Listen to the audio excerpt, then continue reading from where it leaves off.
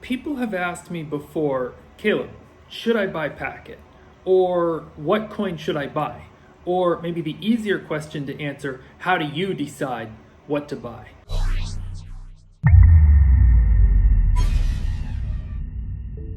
And this is a complicated question because I don't ever want to tell somebody something which could bring them to harm. And at risk of stating the obvious, crypto is dangerous.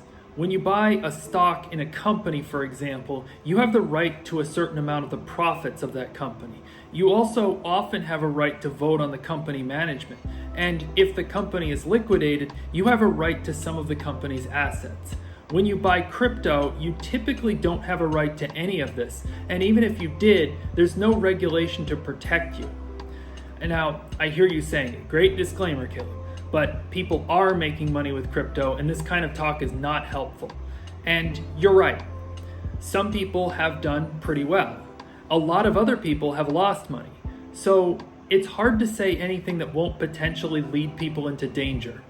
Now, one of my favorite crypto projects, the lead developer used to just tell people, don't buy it. And incidentally, I don't actually have any. But that aside, it's a very safe thing for him to say. You're never going to accidentally lead someone into a bad financial decision saying that. But it's also not realistic. If everyone were to follow that advice, then the project would not be able to achieve its goals. I think the most honest way to talk about buying crypto is what I call the principle of no expected return. And this principle has three elements. First, do you have a clear understanding of what the technology is and what is not? Second, do you believe in the social change which the technology can realistically achieve? And third, do you have the mental and financial preparedness to potentially lose everything you put into the project? To put this into perspective, I'd like to talk a little bit about when I first bought Bitcoin. The year was 2011. It was a few months after WikiLeaks was cut off from the banking system and forced to accept Bitcoin. It was a little bit before Occupy Wall Street officially got started. This was a time when the global financial crisis of 2008 had turned into the foreclosure crisis. It was a time when I started to realize the extent of what had been done. The banks had basically held a gun to the government's head and demanded a blank check, and when the government predictably gave in, they bailed themselves out and began an unspeakably hard campaign of kicking people out of their homes. No banker went to jail for this. No, the regulators just wouldn't dare. The bankers were basically untouchable. At this time, I was feeling very powerless. The institutions which had been charged with serving humanity had turned predatory. And around this time, I discovered Bitcoin. Now, the first time I discovered it, I dismissed it as foolishness. After all, computers are very good at copying things, so how could computer money ever possibly exist? It was only after the second or third time that I looked into it more carefully and came to understand the mechanics, and I could see that it offered me a way to put a small amount of money in a place where banks could not touch it. Now, you have to understand that there was a lot of fear at this time. Nothing like this had ever been done before, and people were expecting that any day the feds would rush in and shut it all down. But for an amount of money that I was prepared to lose, this offered me a way to say, I don't consent to this financial system. Now, maybe you're thinking, okay, Mr. Morals, that's very cool, but I want to get rich. And what I'm going to tell you, and I hope you'll understand this, is that in all the time I've been in the crypto community, I have never seen anyone with this mentality succeed.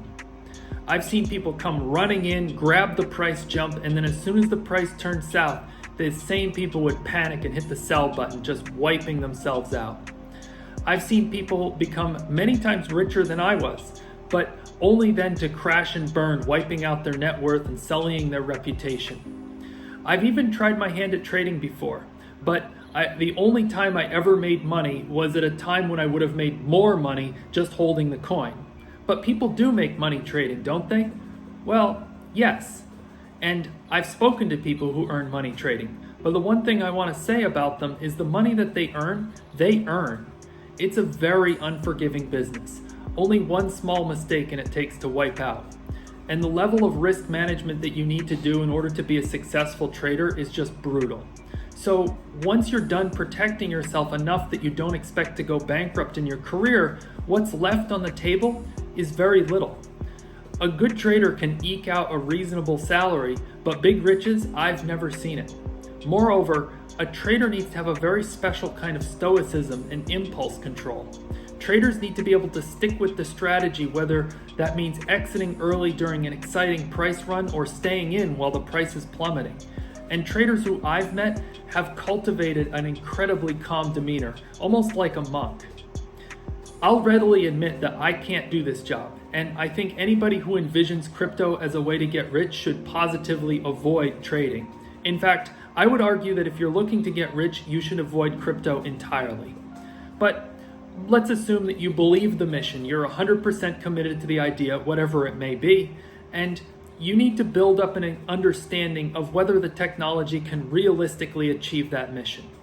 I'm going to share with you a relatively infamous counterexample, which is a project called Save the Kids token. This project turned out to be an absolute scam. The idea of Save the Kids was that every transaction of the token would have a special fee that would go to a children's charity, and I want to stress that this idea is not a bad thing on its own. Some people will argue that we can never have nice things because the most brutal and evil thing will always outcompete them in a dog-eat-dog Darwinian fashion. And I don't believe that for a minute. People who bought Tesla stock in 2015 were not making the best possible investment, at least according to most analysts at the time. And I think most of them were of the opinion that making money wasn't going to be worth it if the world would burn because humans couldn't agree to stop using oil. My point is that it is possible for the common good to win out over rational self-interest. It's just that Save the Kids token didn't do what it claimed to do. Now, to analyze this project on its ability to do what it claims, you have to start asking questions like, what charity are they donating to? Does the charity know them? Can it vouch for them? Who's managing the wallet behind these donations? What's the business entity? What's the structure? And when you start to look into this, you would have found out that the creators were anonymous, and most people would then run the other way. Now, anonymous creators are not always a disaster for a crypto project. There is, of course, the famous Satoshi Nakamoto. But the difference between Bitcoin and many other projects is that the Bitcoin codebase stands on its own because it uses proof of work. And this comes my next consideration. Tokens which are issued into existence are far less robust than native blockchains which are mined using proof of work. This is because the issuer of a token, if they're corrupt and they just hand billions of tokens out to their friends, then they can potentially do a rug pull where they sell all their tokens at the same time, leaving everyone else holding the bag. Proof of work blockchains are less of a concern in this regard because the coins are issued out over time to miners who is anybody in the world willing to sacrifice effort and energy in order to obtain them. Perhaps one of the most important considerations is how long has the coin existed. The longer a project exists, the more easily you can see if the project is able to do what it set out to do. A lot of people can be tempted to jump on the hype train and buy the pre-sale, but even good projects can be mispriced and end up crashing right after they launch.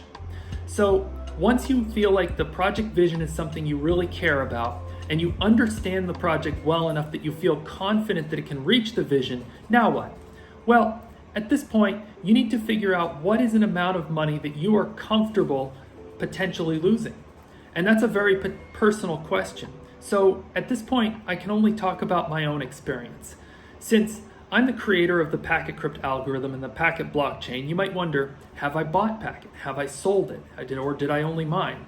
And the answer is, I've done all three.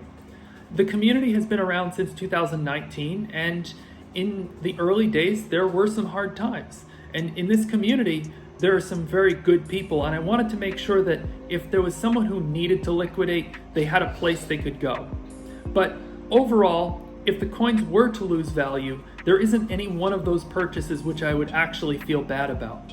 As far as selling, I've rarely sold anything personally, and if I did, it was as a courtesy to somebody who I respect. The common thread throughout all this is that every trade I've ever done had a story behind it, and that these stories are more important to me than coming out ahead. So if you're thinking about entering the crypto space, I think that you need to put out of your mind the idea that you're going to make a lot of money.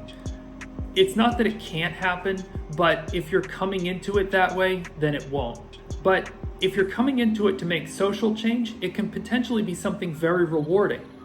So if you found this useful, please give me a thumbs up. And if you disagree with something I said, or you have any thoughts about it, leave a comment down below. I'm especially interested to hear what professional traders have to say on the topic. And as always, take care and see you on the next one.